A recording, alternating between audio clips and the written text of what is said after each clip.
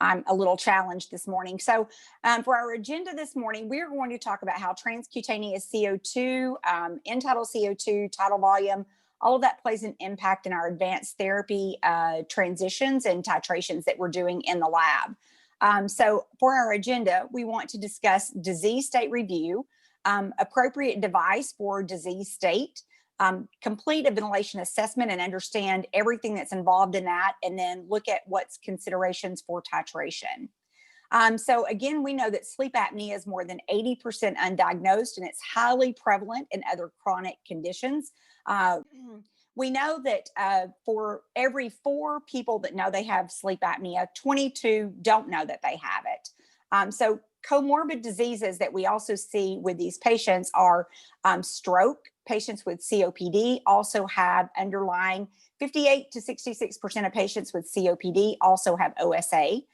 Patients with diabetes, morbid obesity, 77%. Atrial fibrillation, heart failure, drug-resistant hypertension. So 76% of patients who have heart failure are also coming into the labs and seeing us with those current issues. So when we think about those patients that have comorbid disease states that are also coming into the lab, we know that there's a factor of ventilatory control that's affected for those patients.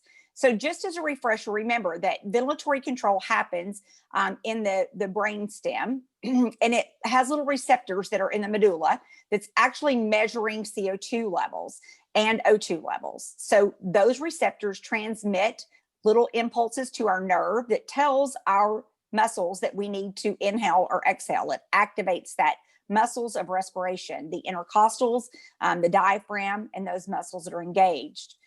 And then we have little chemoreceptors that are in our arteries at our carotid bodies and at the bifurcation leading down to the inferior and superior vena cava that measure O2, CO2, and pH. From those measurements, we know what levels that we need to send the message to the brain, whether we need to inhale or breathe faster to blow off CO2. And if our CO2 is high, then we increase respiration to blow off CO2. So when we think about that, any condition that would impair the reading of these values are going to affect the way our ventilatory control happens. So medications, certain medications or drugs that impact how ventilation happens. Can't get my tongue to work this morning, guys, sorry. But then we also know that things like hypertension and heart failure, because we don't have consistent blood flow going through our system, it's going to impact what those readings are. We also know that there's damage to our respiratory center via stroke or trauma, then we may have a change. And these things may cause central apnea. But also things that may change our ventilatory capacity are changes to our ventilation capacity, like we have a restricted lung disease or a change in our lung dynamics. Our lungs are stiff or our lungs are floppy. All of these may lead to an elevation in CO2, which then affects our respiratory status. So thinking of those factors really brings about the importance of looking at adequate ventilation in the lab, monitoring those tidal volumes, those ETCO2s or TCO2s to make determinations about the appropriateness of therapy. Anyone who has a decreased respiratory drive will lead to a rise in carbon dioxide. That's what changes during sleep. During sleep, we have a reduction in our respiratory drive, so we don't react quite as quickly to changes in CO2. We know that small reductions in tidal volume, which really that volume that we breathe in and out for minute ventilation and each breath, is really how we compensate. And if our tidal volume drops, we usually increase our respiratory rate so that we're maintaining a consistent minute ventilation to blow off CO2. So anything that alters the respiratory system mechanics, like increased upper airway resistance or altered chest wall mechanics, meaning that I can't take a deep breath or I can't empty my breath, is going to affect how that CO2 responds. And due to that decreased arousal response that happens during sleep, we don't necessarily respond quite the same way. So when we know that, it's not uncommon for patients with severe COPD to really have changes in their CO2 at night. So hypoventilation in that COPD patient includes that decreased responsiveness to hypoxia as well as hypercapnia. It leads to an increased ventilation and perfusion mismatch, which leads to dead space, meaning that we're ventilating the upper airways, but we're perfusing the lower airways. So air is not getting to where the blood supply is at. And we also have that decreased diaphragmatic function, which happens due to fatigue and hyperinflation. So when we look at these patients that are coming in, when we think about an obese patient as well as a COPD patient, we know that those patients are going to be struggling at night in order to maintain oxygenation and CO2 levels. So when we think about patients that are coming into current sleep centers, so this is just a polling of sleep centers around the world, around the US. And what they're seeing is that about 29% of their patients are coming in with hypoventilation, 19 are coming in with central, 27% are pediatrics, 5% are people who are truck drivers that need to get their commercial license, 2% are PLMDs, 2% are parasomnias, 2% are other, and 8% are OSA.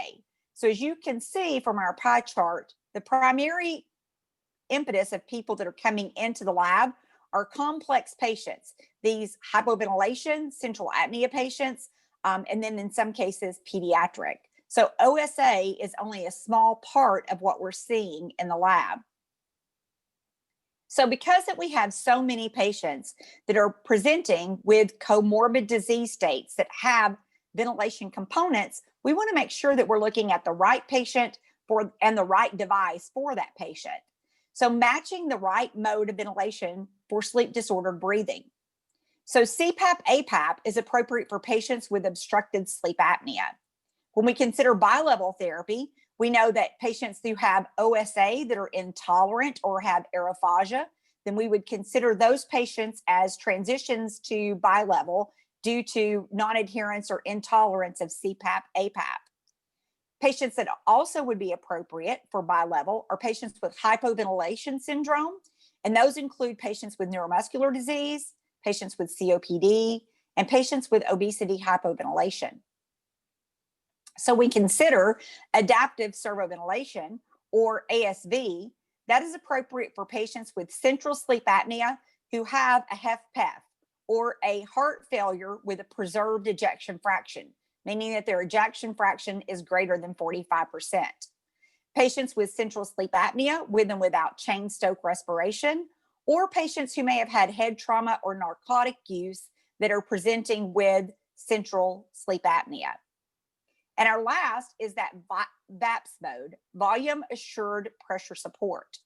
The great thing of volume assured pressure support for these chronic hypercapnic respiratory failure or insufficiency patients, meaning COPD, obesity hypoventilation, neuromuscular disease, and patients with congenital central hypoventilation syndrome, is that we are able to target a volume so that we're consistently delivering the same minute ventilation to patients so that we're appropriately controlling and maintaining their CO2 levels, their oxygenation, and their pH.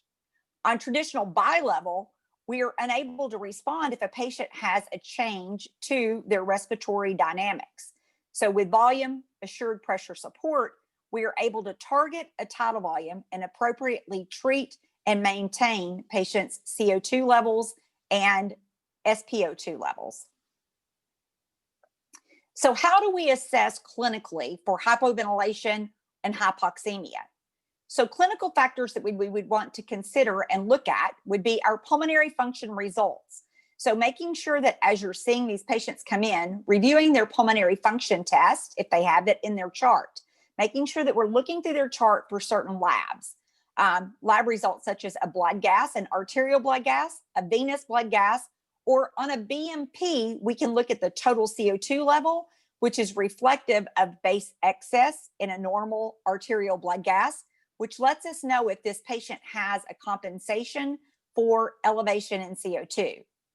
Also, if they've got an echocardiogram, any baseline oxygenation. So as the patient comes in and we're getting ready to start their sleep exam, we would really want to look at what their baseline oxygenation is while they're awake and they're in the upright position. and when they lay flat for supine. Also looking at their baseline CO2, again, in the same method, upright, awake, and supine, so that we know what baseline is at a normal awake upright and a normal awake supine, so that we can evaluate changes that happen throughout the night. Also, that physical exam. It's important for us to know body shape, BMIs, being able to look at their chest shape and dynamics to determine if they may have a barrel chest, which indicates COPD. And looking at how they're breathing. Are they using their intercostal muscles? Are they using accessory muscles to breathe? How is everything working for that patient? Then in diagnostics, this is what we're going to look at throughout the night.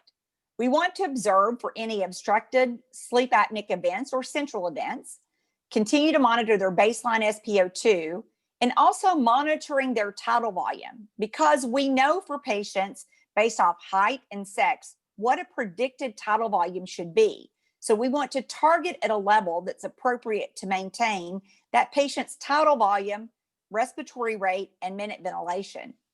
We'd also want to closely monitor for hypercapnia, because remember, these are patients that are ventilatory challenged.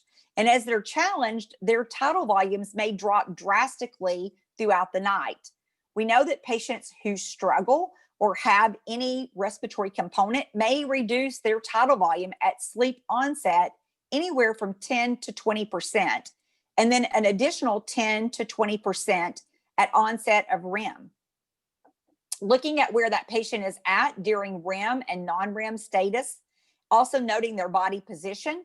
On their back, they may be unable to create the effort that they need, whereas on their side, they may or may not.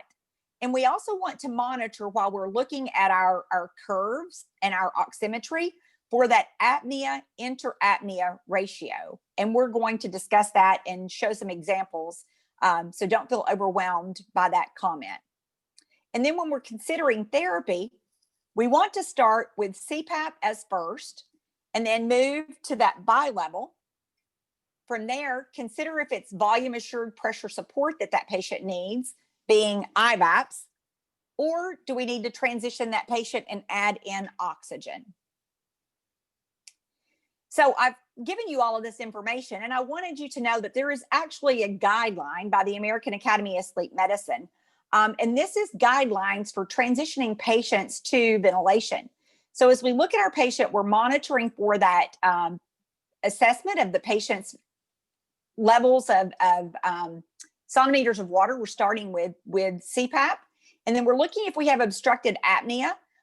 If we don't have obstructed apnea, we want to look to see, is our tidal volume low? Do we have a low SpO2? Are they sending central apneas? If yes, then we want to look at, is there an adequate tidal volume that's present? I'm sorry, that is a low CO2 or an elevated, I can't read even my own writing there, guys.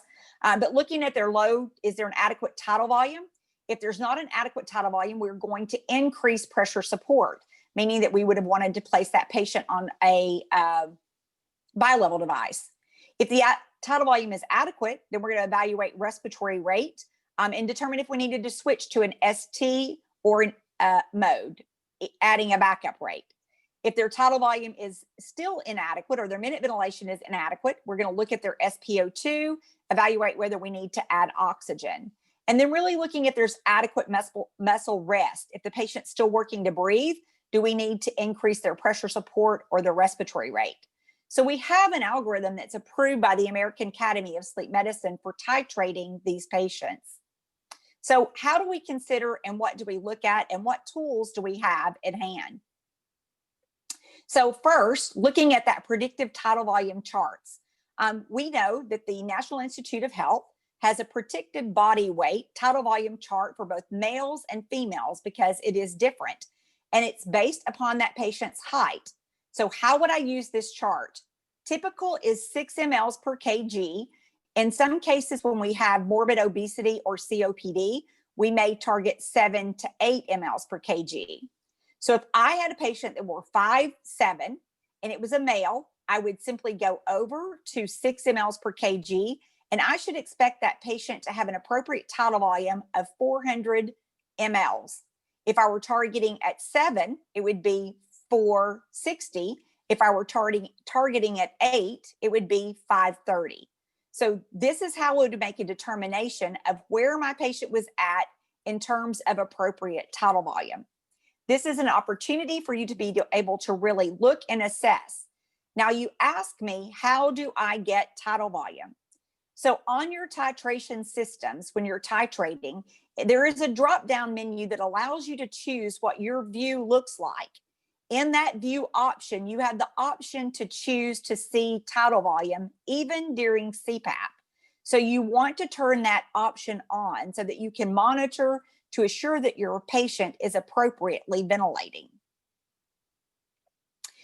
This, and we were talking about that high apnea interapnea ratio. This is another option that we have for us as we're monitoring our patient throughout the night. So this is our SpO2. So as we look at our SpO2, and at the top point of our peak, we're at 86%. At the bottom part of our peak, we're at 76%. So what is that ratio between those? The higher the ratio, we know the greater the desaturation that we're having percentage-wise. And we know also there are studies that look at the high interapnea ratio of SpO2 is highly related to those obesity hypoventilation patients and the severity of their hypoventilation. So if you don't have end-tidal CO2, you do have SpO2, and you also have the capability to be able to look at tidal volume to assess whether I need to move this patient from CPAP to bilevel or from bilevel to VAPS, volume assured pressure support modes. So the other vital sign that we are seeing uptake much more frequently in the sleep centers are capnography. So capnography is a little bit intimidating, at least to me initially, because it wasn't something that we were using on a regular basis. So being able to understand that capnography flow curve is very important. So I wanted to give you a little bit of a normal, or to know what that baseline looks like. So as we're reading, we see that baseline, which should be at 0. And then we have during expiration, we have an elevation in that CO2 that goes up. This portion is called our alveolar plateau. So as our alveoli open and start to dump, we see that there's a measure that occurs. And then at the peak of that is where we measure the end-tidal CO2 to look at our reading, because this is full lung exhalation. And then on the downstroke, we should see a decrease back to a baseline of 0 during that inspiratory downstroke. This is how we look at an end-tidal CO2 with capnography. So we want to make sure that we're looking for the presence of an exhaled CO2. So is there a waveform present? We want to look at the inspiratory baseline to note if there's rebreathing. So if our inspiratory baseline is not returning to 0, then we know that we're not emptying fully and we are rebreathing CO2. Also evaluating what is the expiratory upstroke. So in this phase, is it a sharp, steep, or is it sloping and prolonged? Sloping and prolonged would mean that we've got a very low emptying to our lungs. So that patient with that obstructed lung disease that has low floppiness of their lungs, they don't have that good elastic recoil, are going to have that gentle sloping or prolonged, because it takes them longer to empty their lungs. So we also want to look at the expiratory alveolar plateau. So at this point, is it a nice steep slope, or again, is it that gentle, prolonged exhalation, which again indicates that that patient has some resistance, some obstruction to being able to empty fully. And then number 5, we want to evaluate the inspiratory downstroke.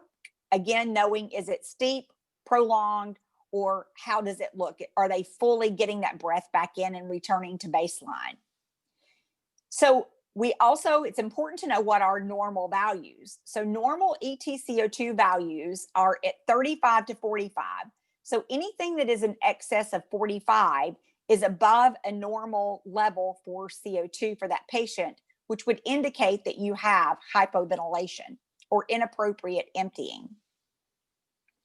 So what is an example of inadequate ETCO2? So I wanted to give you an example of what this might look like that we're not fully emptying. So you see, we started at a baseline and here we are at 40. And as that patient, their inhalation, they return to baseline, but on the next breath, they go up. And as we exhale, we're at greater than 40 now. So we're around 45, almost 50. But then on that next breath, when we inhale, we don't return to that zero baseline. So our patient is not fully emptying. CO2 is climbing. This is an indication of an elevation in end-tidal CO2s, that our patient has got respiratory insufficiency with an inadequate, potential causes to this is an inadequate tidal volume, respiratory insufficiency, respiratory depression or a central apnea, COPD, or medication sedation. So what are the limitations to end-tidal CO2? The limitations to this are with an increased mask leak. We do get flow washout of our CO2 level, because when we have an increased leak, we have an increased bias flow, which means we have more flow coming through that is blowing the CO2 out. So it could be inaccurate and show that we have lower than actual values. So again, using end-tidal CO2 with a titration, you really have to make certain that you're using it for trending and that you are evaluating and making sure that your leak is controlled. If your leak is increased and you don't see changes to your end-tidal CO2, then you certainly need to make certain that you fix that mask leak so that we know our readings are accurate. So how would we troubleshoot? If we have no flow, we want to make sure that it's A, not an obstructed event, B, that if we're doing this in a diagnostic, that the tubing cannula is not out of the nose, or if we're doing it in a therapeutic, meaning it's during a titration, that the tubing has not kinked. We also want to make sure that the water trap that's in line is not occluded, that there's not moisture that's blocked that water trap, and making sure that our patient is not mouth breathing, because if they're mouth breathing, we are no longer going to be monitoring that CO2. So let's look at a comparison, because we now know that some labs have started to use transcutaneous CO2 monitoring. So I wanted to talk a little bit about how the differences between end-tidal CO2 and transcutaneous. So when we look at end-tidal CO2, it has advantages, but it also has disadvantages. The advantages of end-tidal CO2 is that we do see breath-by-breath CO2 analysis, and it is fairly easy to use, and it's sometimes a little bit cheaper. The disadvantages are that it will at times underestimate CO2, especially when you've got a patient that's tachypnic, or if they have a disease state with an increased dead space. Increased dead space would be a disease like COPD, where they're not fully emptying, or they've got increased conducted airways. And it does have a limited ability to assess that CO2 as we're doing a titration. And remember, we talked about that with bias flow and flow washout of the CO2 levels. The advantages of transcutaneous CO2 measurements are that it truly does mimic and trend very well with an arterial blood gas.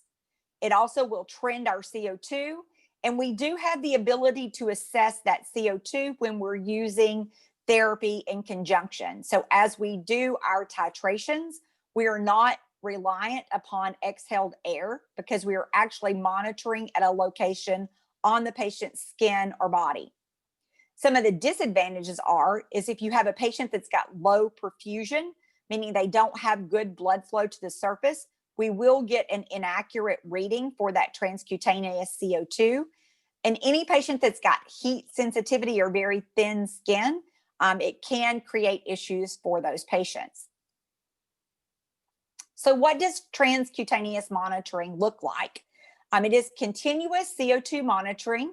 It does allow us to have early detection of hypoxia and hypercapnia.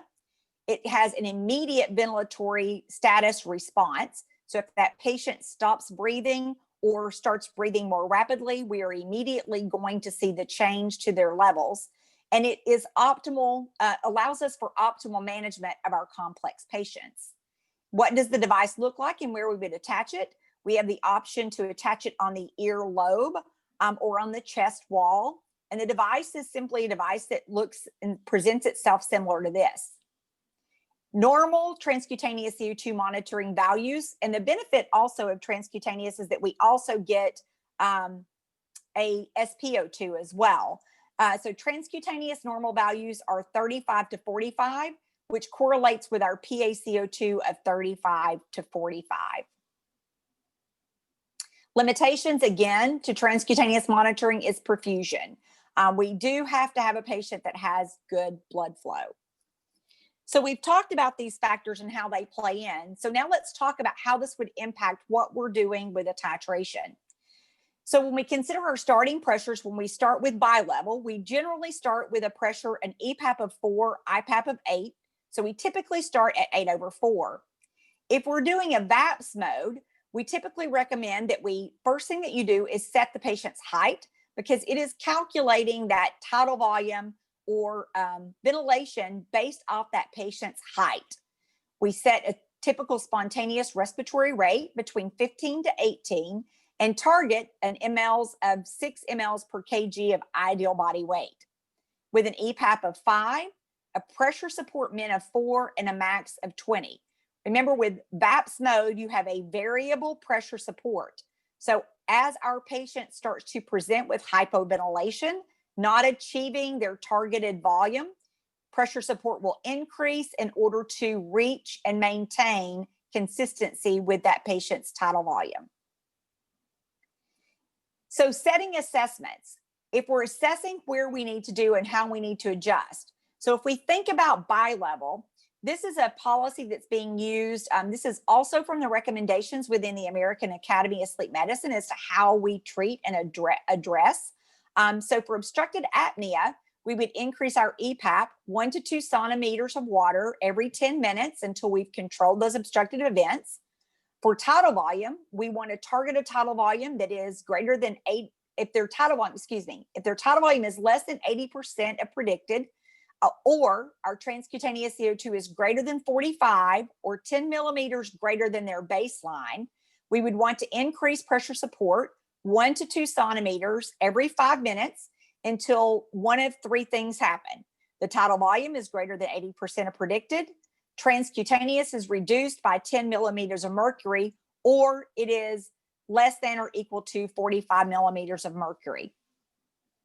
For respiratory rate, if their respiratory rate is less than 6 or the patient's presenting with central, we would change from bilevel to the ST mode, begin with a respiratory rate of 8 to 10 breaths per minute, increase at 1 to 2 breaths Q10 minutes to maintain a respiratory rate that is greater than 15. If we're titrating with IVAPS, we would base and start with where we began at from our targeted alveolar ventilation tidal volume. We'd look at our SpO2 and CO2 and compare it to our baseline. For obstructed events, again, we would increase EPAP 1 centimeter every 5 minutes to eliminate obstructed apnea.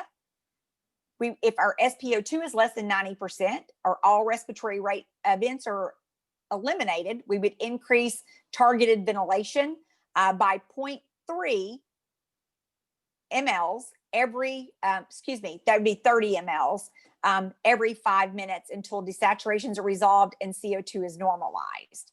If our targeted rate is inadequate, we would continue to increase that patient's rate 1 to 2 breaths every 20 minutes as needed.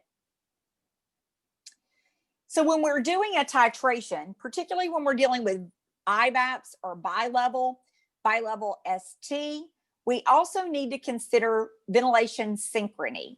When we're placing a patient on bilevel, we are now mimicking, trying and doing our best to replicate that patient's normal breathing process. So rise time is that flow pattern that we see for that patient.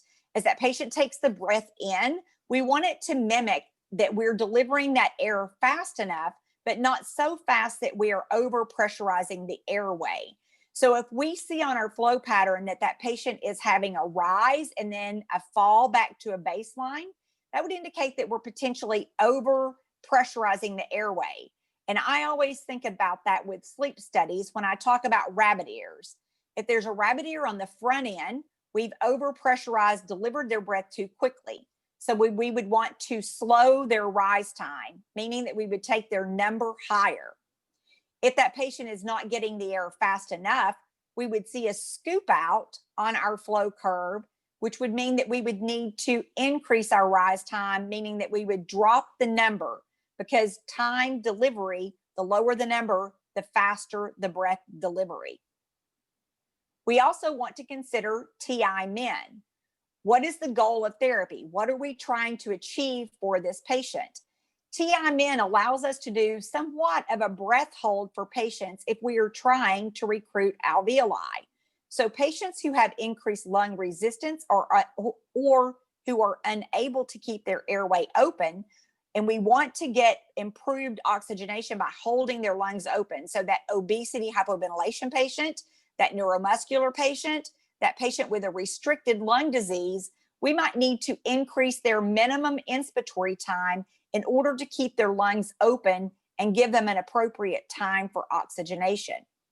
However, if our patient needs to have prolonged exhalation, such as our obstructed patient who has reduced elasticity to their lungs, we may need to reduce their TI minimum because they need a longer time to be able to exhale. And then when we think about TI max, this is the maximum time that we're going to hold that patient into the inspiratory phase. So if you ever had a patient that tells you it cut me off in the middle of my breath, if they're telling you that, TI max may be what we need to increase, because this allows that patient to take that sigh breath in, that long, deep breath. That's the maximum time that they can stay into the inspiratory phase. So that allows us to be able to give a longer breath, but we also are able to decrease that TI max for those patients who really need to have a long time to exhale.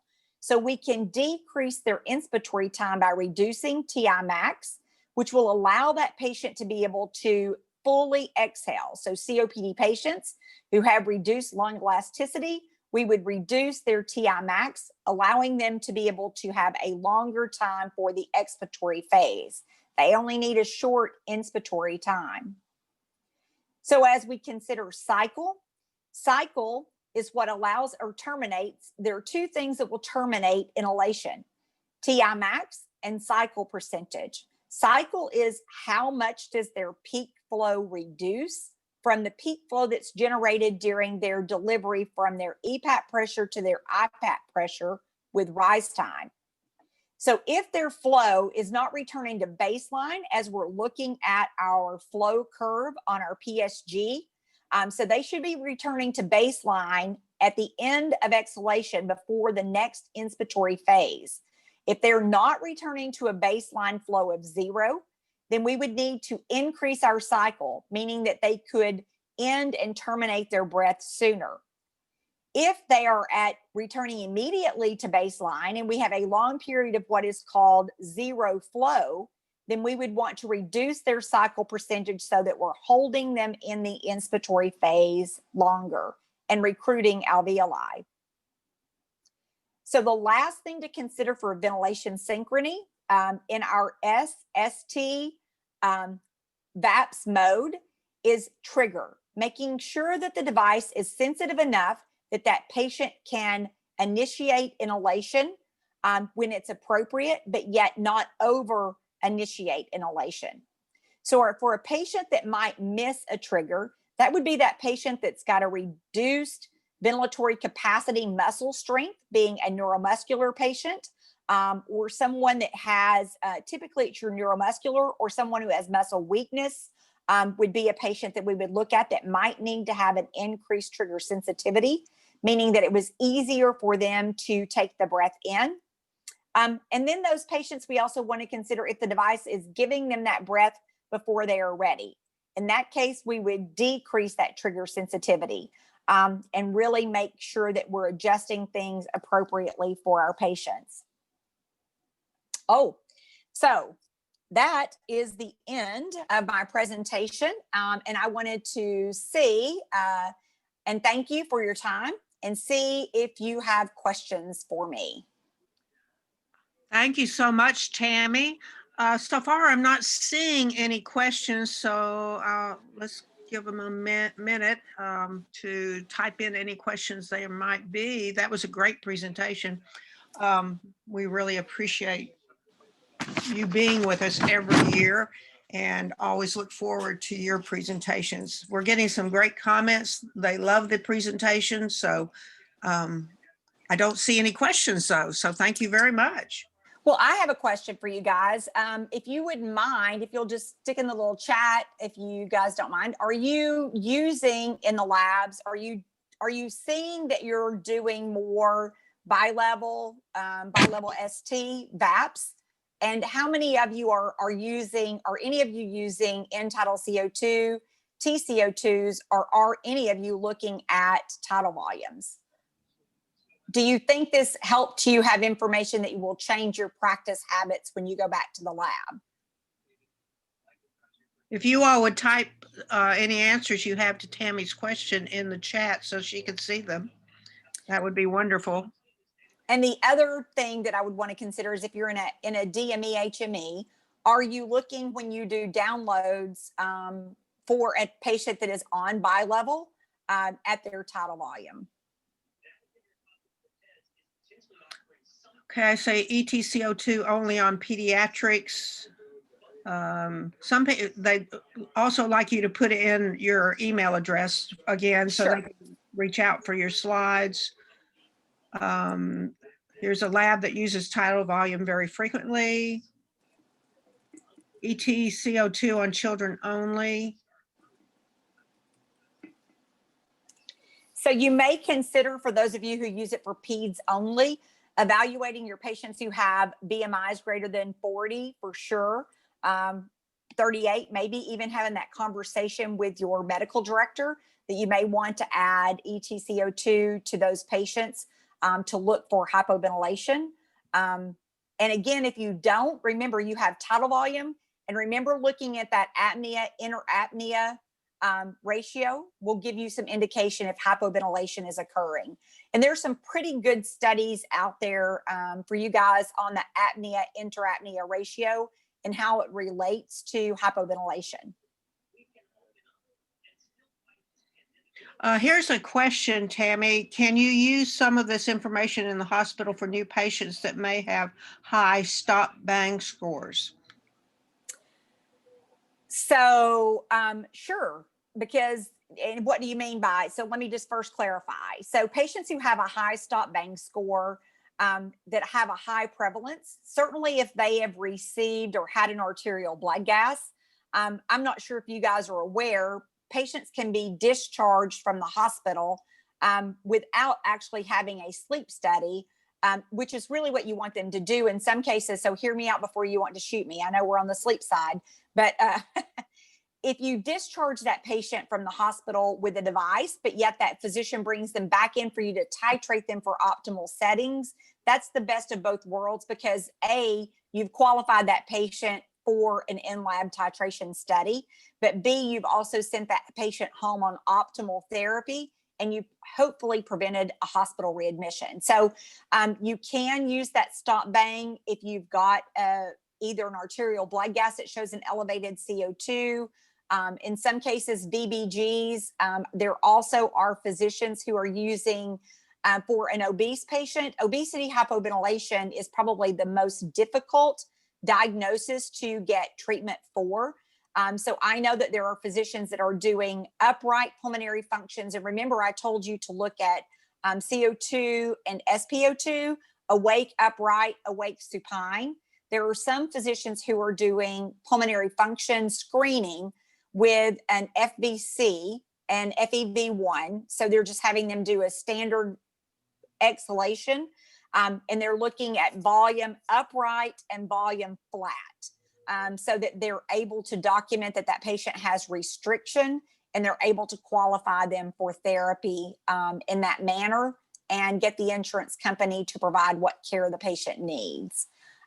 So hopefully that was helpful to you.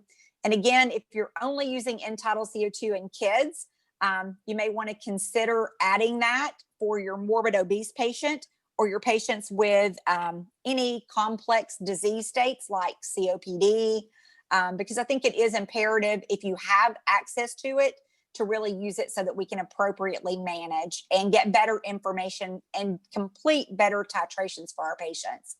Thank you guys all. I greatly appreciate your time. Hopefully you learned at least one little thing today. Thank you so much, Tammy. We really appreciate all the information you provided. It was a great presentation. Thank you, Candace. I appreciate you. Hope to see you again next year. Yes, ma'am. I'm gonna in person. Yeah. Yes, ma'am. I appreciate you. I think we would all like that. All right.